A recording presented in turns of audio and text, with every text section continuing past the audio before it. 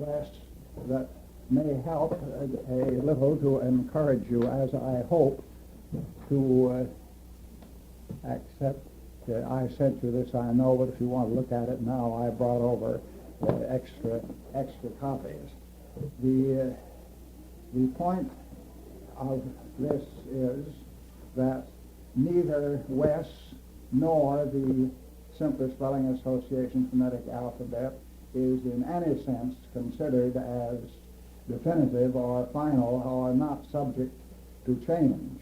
What it is considered is it has been brought to as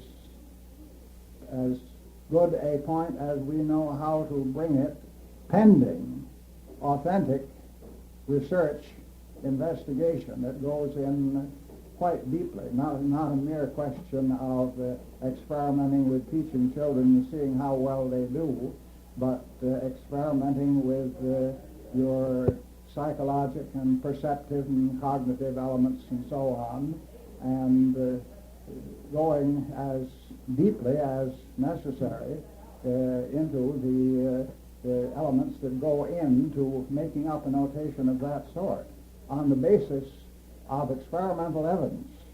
I think there is nobody on the Phonemic Spelling Council, or likely to be, who wouldn't be willing to change. But to change at this time, before you have experimental evidence, would be utterly disastrous, the way Pittman's efforts, Isaac Pittman, were disastrous, in that every time that he saw what he regarded as significant improvement, he introduced it, made everything that had been done before obsolete. And if at this stage, and especially with the backlog of ITA to work with, if you make changes, you introduce an independent variable and invalidate the research that you're working with. Mm-hmm. In other words, I'm not saying this is the truth of a century or more, take it or leave it. I'm saying that it has reached a point where it should be stopped as ITA was stopped. Jim Pittman begged for a 20-year period before people started tinkering with it, and as I say, he copyrighted it to protect it and then made it available freely to anyone, provided they would use the notation strictly in accord with what he had laid down. And those that have sought to tinker with it,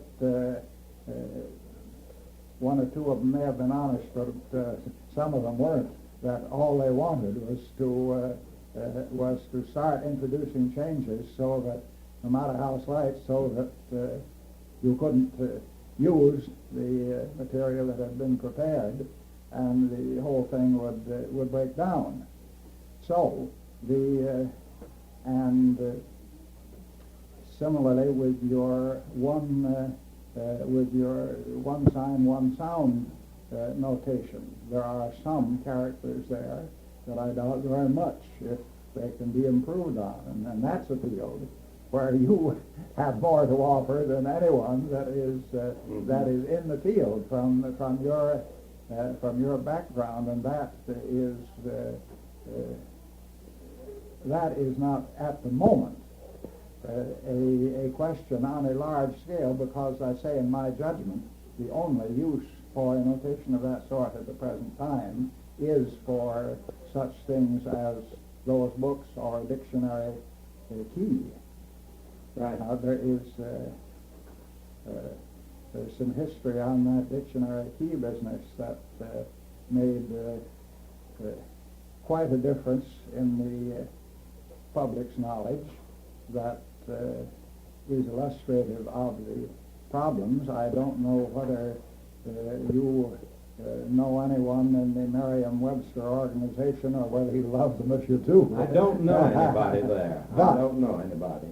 They have a great deal to answer for, because at the time from 1904 I know I sent you a copy of that very scarce, the Bureau of Education 1893 Circular of Education. You did indeed. And you saw in that the alphabet that was prepared at that time, and yes. it took a good job, but it lay foul.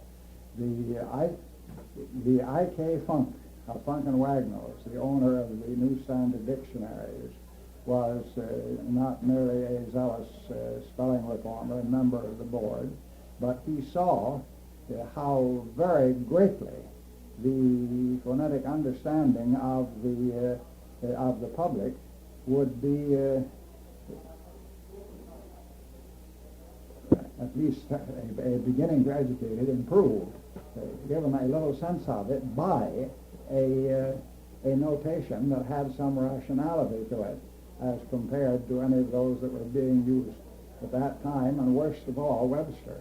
And joint committees of the American Philological Association, which had prepared the 1877 alphabet with quite other people, and the Modern Language Association and the National Education Association worked from 1904 to 1911 and to produce the revised scientific alphabet, which is written up in that reprint from the Standard Dictionary, which I sent you. Yes. And Funk was so profoundly concerned of the value of that he agreed to use it throughout the standard dictionaries, and he held back as long as he could the printing of the unabridged, and finally it took so long that they had to reset down to about T on the key in order to get it in, but he used it. Now, what happened was this, and it's typical of the things that any effort of this sort has to face. The committee that prepared it went to Webster, to Merriam-Webster, to secure their cooperation, because of course that was at that time, probably still is, the dominant dictionary. And this is something that you won't find in writing anywhere, because it is straight from the man who made the negotiations through my father to me, and it's very definitely from the horse's mouth. They took the alphabet to Merriam-Webster and asked their cooperation, and Webster looked it over and said, if you will give us an exclusive copyright, we will adopt it. If not, we will destroy the support for it. It was as blunt as that. And certainly no committee of scholars with any self-respect would give a single publisher a copyright on something that they had worked out. No. So what happened was that the alphabet had been approved by the Department of Superintendents of the NEA, that through whom the committee had been working, and was up for ratification by the whole NEA at the following meeting in July. The Department of Superintendents, I think, had met in end of January, early February, when they usually meet and so forth. Between that time, they hired a so-called authority, Guy Montrose Whipple, who I personally regard as an educational prostitute, to create and put through a series of experiments to prove that the Webster key was better than the revised scientific alphabet. And it was a simple trick to distort it, because in the first place they did nothing to screen against the fact that the pupils they were working with had nearly all had contacts with the Webster notation and knew the fundamentals about it, like the use of the macron for the name sound. And second, which was the brass knuckles worst of it, they wrote a page or two of double talk to eliminate from the study the unstressed vowels. But of course that was the great vice of the Webster notation, which at that time had 7 different characters for unaccented schwa and 4 more alternative characters that were stated in the introduction but not at the bottom of the page. In other words, they had 11 notations for what the Revised Scientific Alphabet had 1. And by eliminating through double talk the greatest weakness and by failing to make any allowance for what the pupils already met, they faked a series of experiments in the course of a month or 2 so quickly that there wasn't even time to print them in detail. And with the help of their own and American Book Company agencies, it hadn't even been time to get it into print, distributed it widely at the NEA, and stirred up enough of doubt and uncertainty so that the NEA did not act to... Well, good morning. Here we are. Here's Margaret. Good morning. Good morning. I haven't asked Mr. Rondthaler yet. Yes, I don't know what When- your plans are, but why don't you come back with him for lunch? What we're having is just as easy to do for 3 as for 2. Well, that's very thoughtful of It's you. simple, but we can fit it in. Couldn't be Fit any it, fit it time, into whatever suits you. the schedule if you get through a little earlier or not quite as early, so that Well- you can get away. Well, that's very, very Any vague thoughtful. idea what time lunch might be? I don't know that. I think really it depends on when you feel you ought to get away, Mr. Or Rondthaler. Well, you come over and continue your chatter over I there don't afterwards care. tomorrow. I mean, I'm wide open. As far as this goes, this is so interesting. I don't have to get home until tonight any time, and it's No. a drive of about 5 hours from here to Croton. Well, how far ahead of time would you need to know, Margaret, if you wanted to eat earlier than 1? Well, the thing that takes anybody... Well, how about 1 o'clock? Why don't we say 1? That's All what right. usually... Yeah, Or you want to get away early. Why don't we say that? If then we have anything else to talk about, we can easily do it at home. Yeah, we may have gone over there earlier because I'm not sure that I Yeah. brought everything we'll All want to right. reach for. Right, Oh, well, that's I'll right. see you. We appoint for 1 Yeah, o'clock. have a look in the box before you come, because they're just sorting now. Yeah. He's done some, but there's an awful lot more. What is that big one? It's Teachers College Press. You want it? Oh, let's see. Do not bend, and they've already bent it, Yeah. needless to I say. suspect it's book jackets for roadblock, but anyway, I don't need it here. Don't want it here. Let me see for a moment if there's anything that bears on the morning, and you can take it along.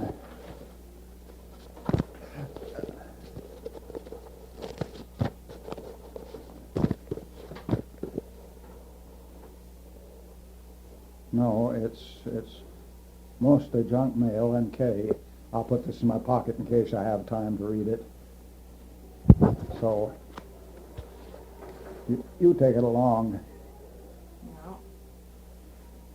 I'll just keep this one, and we'll be over sometime before 1 o'clock. No. It's a simple lunch, and we eat in the kitchen to make Wonderful. things simple. Oh, that's fine. Make you That's one of the fine. family. That's wonderful. Now, Well, I haven't quite finished. when did this happen? You haven't dated it, and I'd like to get a date. 1912. 1912. 1912, and you have, see, in the Revised Scientific Alphabet, the long and short in the sense of which is discussed in that preface, the close long and the open short, Yeah. were paired according to their true relationships, as they are in Pitman shorthand. Your with A, not with E, and your I with E, not with I, and your U with not with ut, and so on. And it gave a glimpse of phonetics, so that what most people remember from any dictionary key is the macron for the name sound, and they aren't even conscious that two of the names are diphthongs, and that none of them are the true pair of the short and the long. Mm-hmm. And so that monstrosity continues until finally, in the Third New International of Webster, they went overboard to the other extreme, accepted what I had said 50 years ago about the two vowels of murmur being identical, and went on, as I say, to spread schwa out to cover the short U of but, which is absolutely unnecessary. And as I pointed out to you, the sound is so different that if you say a word like bird with the ut, it becomes buttot, that's like Scotch. Yeah. Very definite, different notation. So the Webster isn't quite as much of a monstrosity because of the schwa collection, but it's bad enough. And I have never forgiven them that deliberate wrecking of the work of the joint committees that had worked from 1904 to 1911 to prepare the best job that had been done so far, simply because the scholars wouldn't give them an exclusive copyright.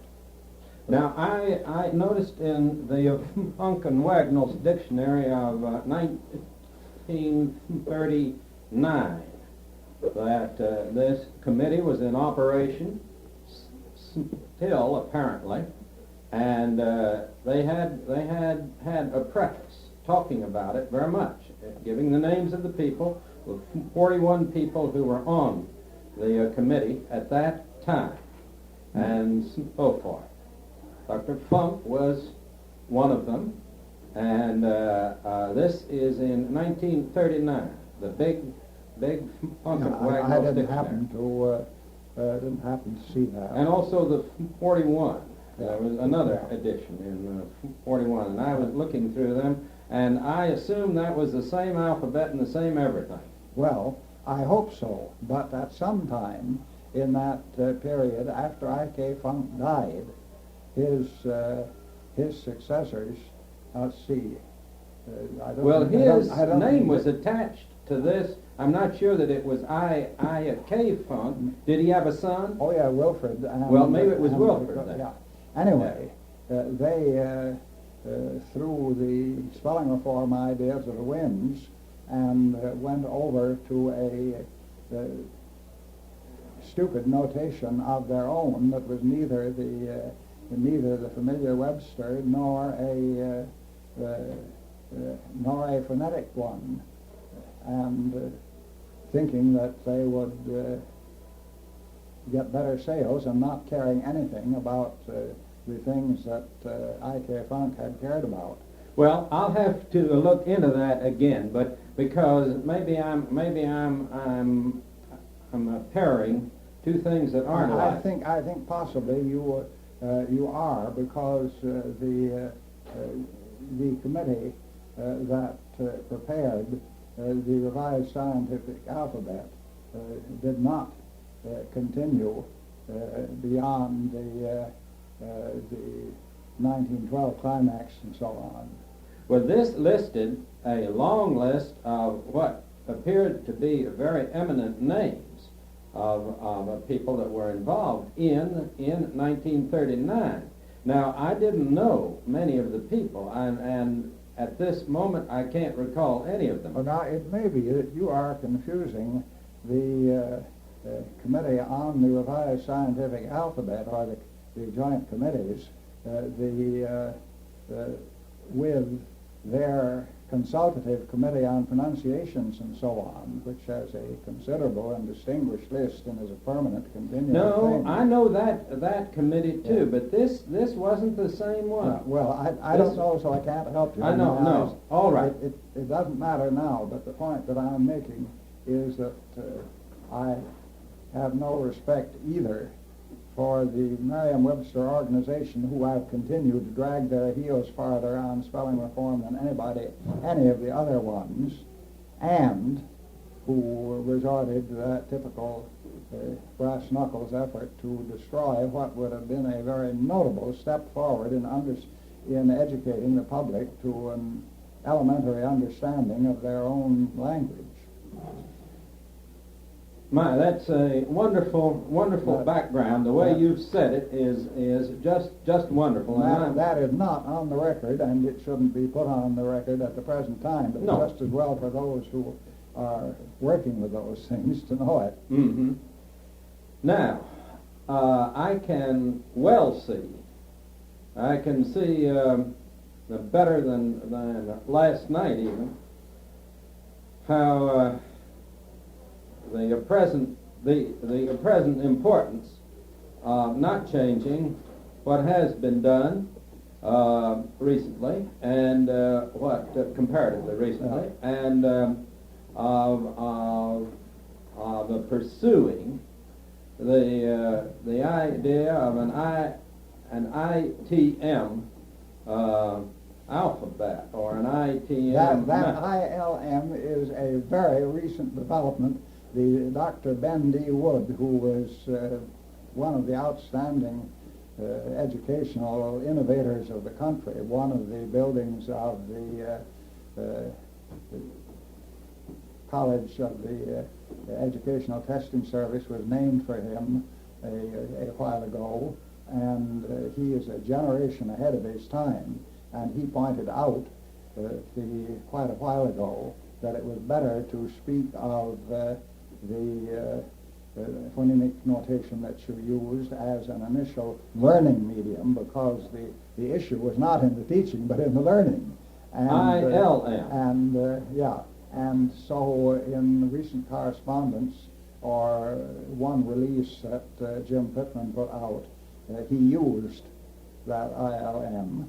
And Good. I reminded him that Ben Wood had suggested it quite a while ago. And Very gave him good. credit for it. So ILM and ITM mean exactly the same thing. All right, I'll from here on out use the words ILM, because I try to, but I'm very likely to slip back because it's a new. Just of course, ITA is fixed because that's Yes. what Pittman chose to call it. Now, if I can make any contribution, or if I can help in any way, it seems to me that my interest should be this, and this is what I want to ask about. I think what's being done for the ILM is great. Many eminent people have worked on that, yourself and many others who know vastly more about it than I do. I feel that at this point something also needs to be done, and it can be related but need not be absolutely the same. I think something needs to be done to see if a spelling can be produced which looks close enough to English so that an average person can read it, and so that it would be accepted by the graphics world. Now, there is no reason that I can see why, if this can be done, and we can come up with something which, through computers, can produce easy transliteration, automatic transliteration from traditional orthography to something that looks enough like English to be read by the man in the street. Now, maybe I'm asking for something that can't be done, but but I think it's an interesting thing anyway, an interesting project. Then I can see no reason why, if youngsters learn ILM, why rather than having them switch ultimately from ILM to traditional orthography, why they couldn't make the very slight switch, which would be a very slight one, if any, from ILM to whatever this is, WES, was as altered as it might be altered slightly to be acceptable to the man in the street today. Yeah. Well, What's wrong with that thinking? well, it introduces a third element into the present. You already have the problem of dealing with WES or with ITA. It introduces a third element, which I think you will find is, well, I don't know just what word to use, whether unnecessary or impractical, because that problem of the person who knows only TO, picking up and reading the virtually without study or with half an hour's study of a key, has been kept in the forefront and was crucial in various of the changes that have been made from time to time in WES.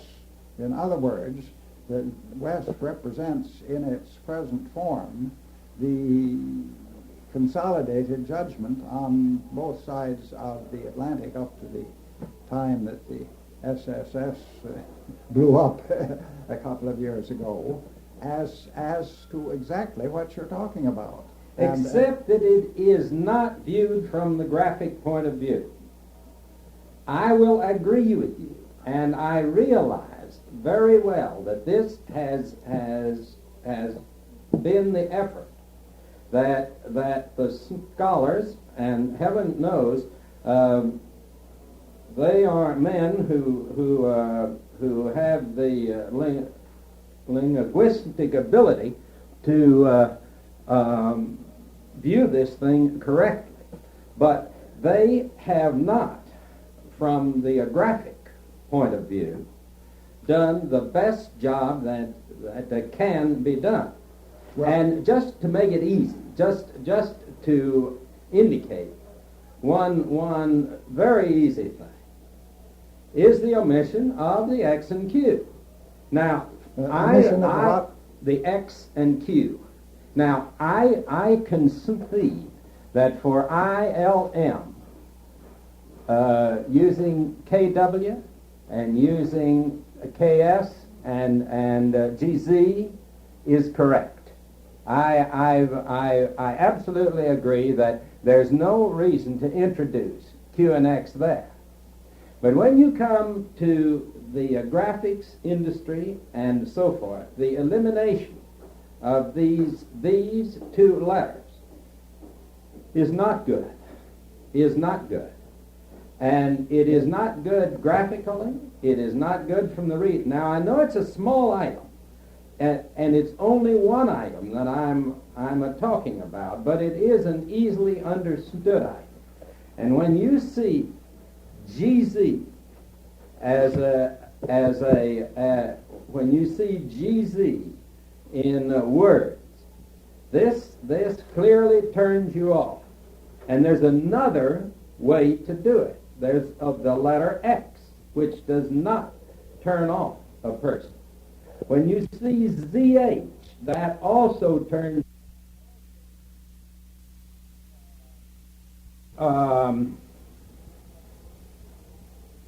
What I am trying to suggest is that at least to look at it, we really try from the graphic point of view to consider what changes might be made in West to make it more acceptable graphically. Not for ILM, but for the ultimate appearance of the words in the pages. The thing that you don't realize, and perhaps the way to get along is to try it and find out the hard way. It may be, yes. Is that even a very small departure from conventional spelling turns off the people who have never given it any thought, and especially those with literary associations and emotions rather than linguistic, which are two entirely different things. You would be astonished how small an amount of variation on the printed page turns people off, and in the writing, you have when you introduce X, you have not merely you have at least 4 pronunciations there, whereas GZ is one and unmistakable. You have your KS, you have your GZ, you also have your Z when it's initial, and you also have you wouldn't use it as an initial. Your K sh when it's like luxurious. You have 5 or 6 pronunciations where there's only one to the West spellings. Yeah, well, luxurious, of course, I would not visualize using an X in that case. I would say GZH for luxurious. Well, then why not say GZ in the much commoner exact? Well, yeah, I know what you say. Yes, the much commoner exact. Yes. Let me tell you what the conference in 1967 that we sent 3 representatives to confer with the British top officers of the SSS broke down on, and that was the notation for the voiced TH, for which they were using and we had been using the DH. Yeah. Now that is thoroughly logical. To a phonetist it appeals at once, because the relation between the and the is exactly the sonant and surd relation that D has to T, and it's very commonly used in transliterations of Arabic and other languages, as Sir Savage expatiated on and at length in turning down any consideration of doing anything else. But our experience, and that includes Newell Toon with his Spelling Progress Bulletin, which has a circulation that takes in several hundred of the interested group.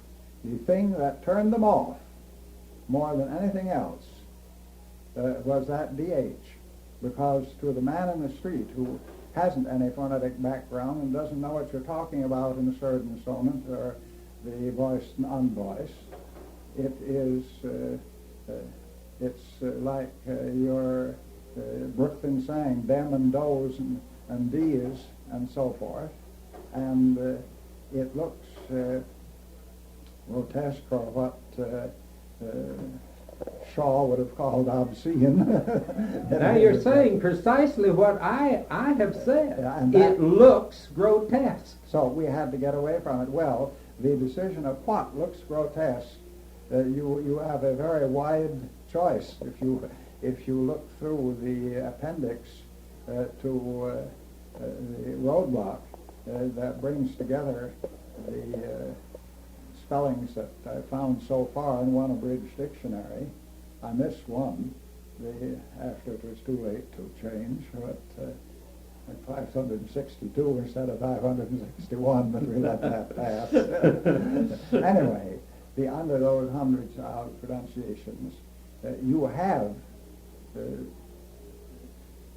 the only reason that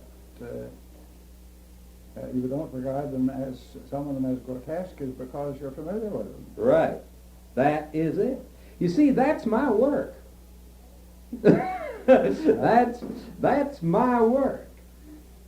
Designing alphabets and handling alphabets in ways that are acceptable to the public, to advertising. This is why I get turned off by some things, which, at least in my experience, which is not all inclusive of course, and yet my work has always been to interpret alphabet shapes and so forth in ways that are acceptable to the public. I brought along, since I thought you might be interested in it, one of our 3 volumes of alphabet designs.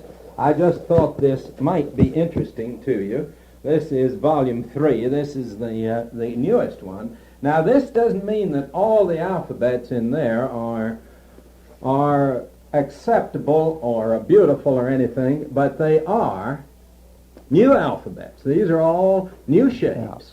And this is what we create in photo lettering and the International Typeface Corporation. Now, there are small differences.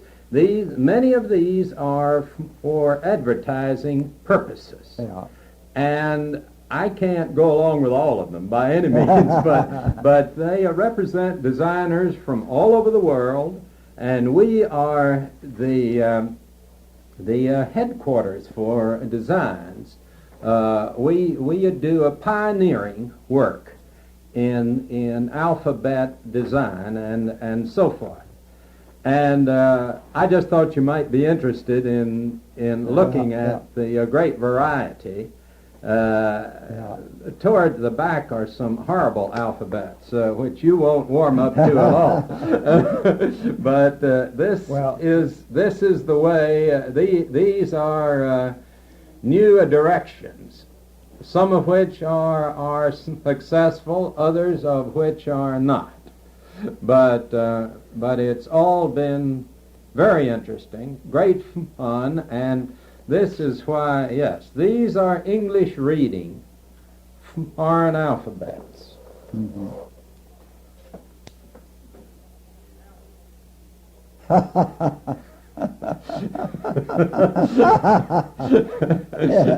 thought you would enjoy that. Yeah, that really is something.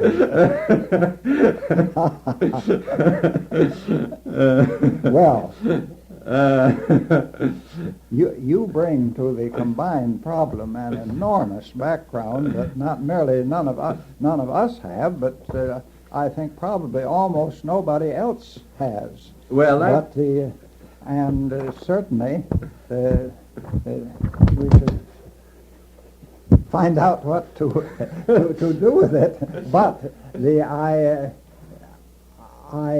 make the point that in approaching it from the standpoint of, say, the International Reading Association, which has grown enormously from a handful, a few thousand, 10 years ago, when they started, to, I think they're approaching 100,000 members. Certainly 75 was several years ago, and they've grown a good deal since then. From the standpoint of the reading specialist, the question in studying a collection of types of that sort would be one, and it probably could be settled in the laboratory or experiment, if one tried hard enough, is which is the most legible, the most clearly distinctive. This is not what I'm talking about. That is all true. That is perfectly true. But and many studies have been made on legibility. Some of them good, some of them bad. I began working on that in college and so forth. But there's another thing that is much more important than pure legibility. Well, I shouldn't say more important, but there's another angle to legibility. Because legibility changes year by year. People's habits change. A few years ago, you would never have accepted a page like this. Your reading habits would never have allowed you to accept a page that looked like that. In the last 10 years, your reading habits have changed. What you will accept graphically in the graphics have changed. People will accept and will read a page like this more readily than they would have read one back 20 years ago. Now, I'm not saying that they will read it as readily as they would read Times Roman today, but they are not turned off any longer by a page that looks like these pages look here. Now, this is a gradual change that is coming along now. The thing that this little pamphlet that I printed for my Drake University talk, you read that. You would accept that type today.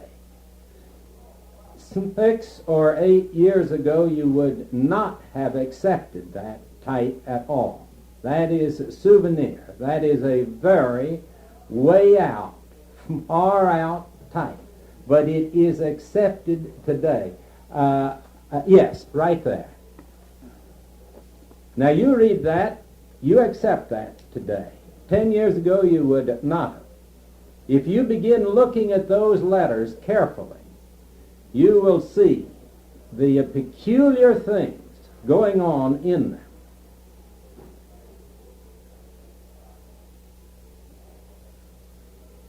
But you read that all right today. Oh, yes.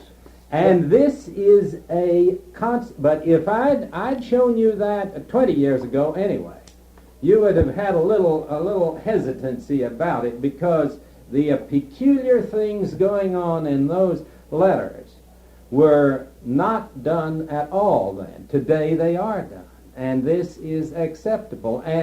And we perhaps shouldn't be in the business of hoisting this kind of thing on the public, but we are. And the advertisers want to do that. Well, we are creating the things for the advertisers to hoist on the public. And just like clothes and other things, people's acceptance change. Now, a few years ago, if I had come in here with a bolo on and an open shirt, people around here would have thought, what is he wearing? But today it is acceptable. At least I hope it is. And it is more acceptable than it was then. Yeah. And these changes come, so that when we talk about the most legible alphabet, we are clearly talking about June 14th, 1973, and not June 15th, 1973, because that keeps progressing all the time. Well, this helps to clarify the way in which we're using terms a little differently, which is what you need in order to understand each other. Yeah. What you have really been talking about is not legibility in the sense in which I use it, or perhaps you would find it in the dictionary, but a matter of taste. And I'm talking about that now, but I'm also talking about yes, I'm talking about graphic acceptability. DHE is not graphically acceptable to the man in the street.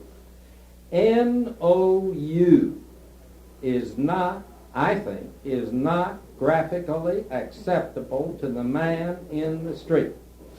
Now, my feeling is that I would like to try, and I'm hardly the one to try it, except that I have the energy and want to try to do it. I really don't have the background, the education background, scholastic background, to be the last word on this, but I probably have more background in a graphic acceptability than most of the educators who are involved in this. Just in graphic acceptability, not anything else. And therefore, if I can be helpful in contributing graphic acceptability, which is my line, I would think that this effort at least would be interesting and might somewhere along the line contribute something to the overall picture somewhere. Well, it would be very interesting, and certainly you are peculiarly qualified to do it. But as I say, I approach it from a different standpoint. I am not illiterate typographically. I've put 30 books through the press at various times. Indeed. And studied typefaces and chosen them for various purposes and so on. But when I'm talking about legibility, I'm talking about something, whether it is clear differentiation or speed of recognition of the differentiation, which could, by proper techniques, and that isn't a simple question to decide, be determined in the laboratory, and not on the question of taste. These things, as you said, with the advertiser, to get novelty and also something that is congruent to a degree, is a very valuable feature, and you're in it up to the hilt. Mm-hmm. But I am thinking in terms of straight matter in lowercase.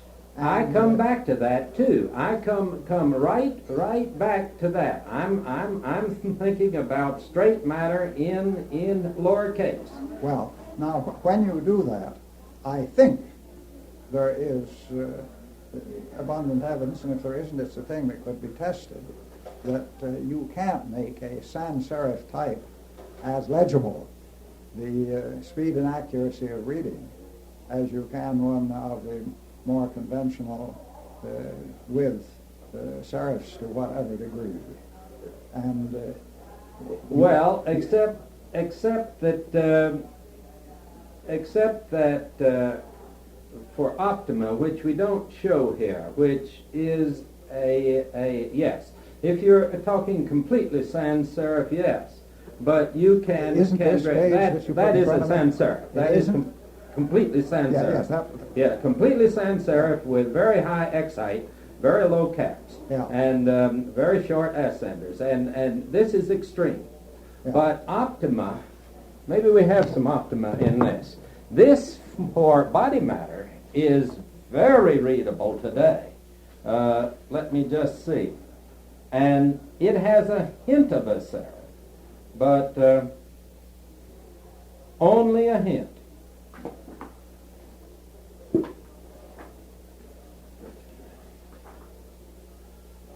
Now, of course, you don't see it here in a small size, but you see it only in a large size. This second line, or that second line, but that letter has a hint of a serif, and that is just as readable as the Times Roman in quantity. Body matter, or Bedoni, or Gaudy, or Garamond, or Caslin, or anything. That letter there. And that's a thick and thin, virtually without a serif, though there is a little hint of a serif on it.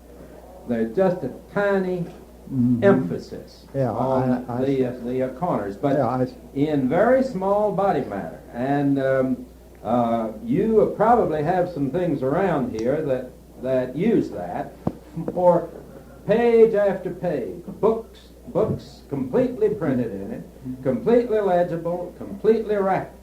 So that, and 30 years ago, one would have said, never. It couldn't be done, but it is done, and it is done for quantities of a body matter, and it is accepted. but I'm not talking about that kind of thing. I am talking about letter combinations, which is the thing that I'm interested in when I think about simplification. Ones that turn you off and that one resists, such as the DHE, which instantly turns anybody off. Incidentally, when I saw 10 years ago, when I saw the newspaper article, which was all that I knew about ITA, and at that time it was called Augmented Roman. Yeah.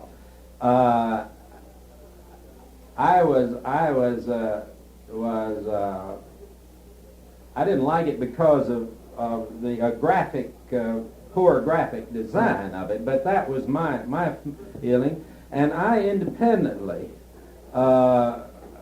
advocated the DHE, which I have later been horrified that I could have ever advocated that at all, because graphically I knew it was bad, and I should not have. And but I arrived at it by the same logic as you have mentioned others had arrived at. That was before I knew about World English. I know there was an article about World English later or earlier, or it came to my attention 3 or 4 years ago. It was in Appearance magazine, and that's the first time I knew anything about World English, and there I saw the change. Well, we had hopes that George Hecht, with his Parents magazine, could be. Yeah. Who is it? No, but thank you. I was going to sit here and work, but I'll go sit and work at another place. Well, Not good to see you. yeah. Dio. you want me to call him? No.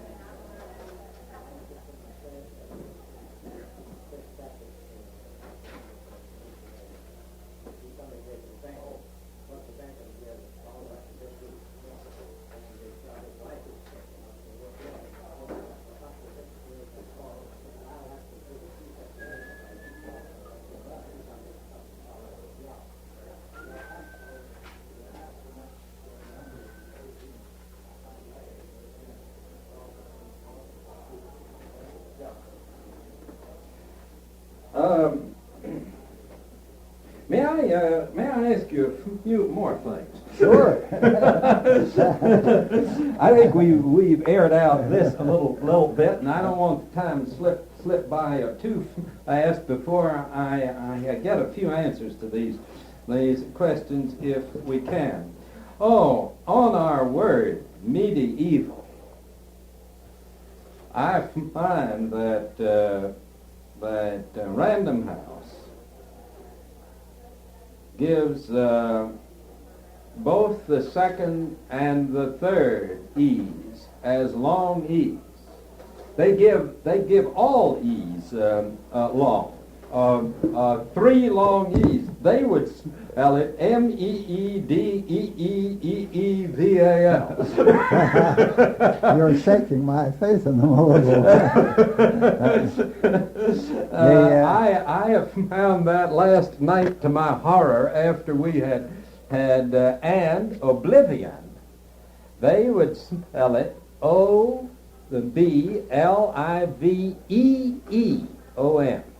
Oh, They give a long E there, too. Well, they've run amok then, because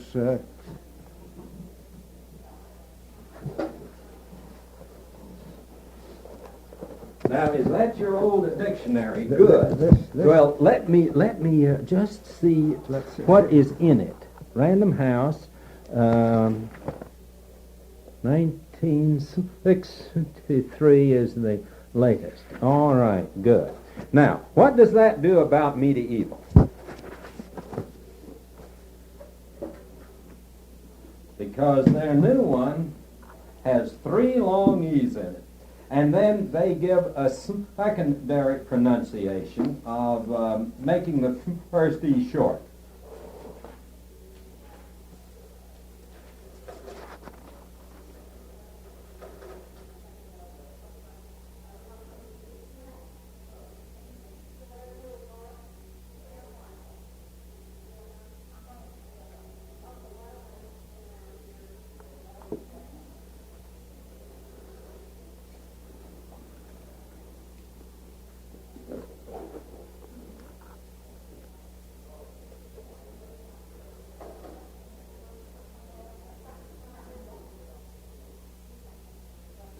the second vowel is short, I.